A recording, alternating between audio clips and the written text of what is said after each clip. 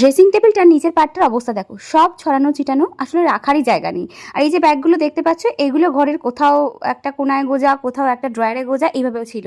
তো আজকে আমি ফ্লিপকার্ট থেকে সবগুলো ঠিক করার জন্য অর্ডার করে দিয়েছি এই স্টোরেজটা, বা চেস্ট অফ ড্রয়ার বলতে পারো।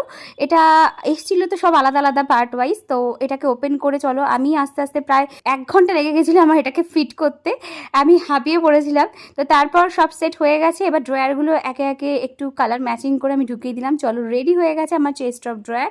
এবার এর মধ্যে জিনিসগুলো রাখবো। দেখো ব্যাগগুলো একটাতে সব ধরবে না, তাই নিচের পার্টটাতে এরকম রেখেছি, আর একটা পার্টে এরকম 3-4টে আমি ব্যাগ রেখে দিয়েছি যেগুলো ধরবে ওর মধ্যে। ড্রেসিং টেবিল আর ওয়ার্ড্রপের মাঝখানে যে ছোট্ট কোনা জায়গাটা দেখতে পাচ্ছ, খুব সুন্দরভাবে এই সরু জায়গাটাতেই ফিট হয়ে যাবে এবং অনেক কিছু রাখাও যাবে এটার মধ্যে। আরও কিছু ড্রয়ারে আমি রেখেছিলাম কিছু স্কিন কেয়ার প্রোডাক্ট, তার নিচের ড্রয়ারটাতেই রেখেছিলাম সমস্ত স্কিন কেয়ার হোম রেমেডি, যেগুলো রাইস পাউডার, রোজ টোনার, মধু, কফি, এই সমস্ত আরও প্রচুর জিনিস রাখা যাবে।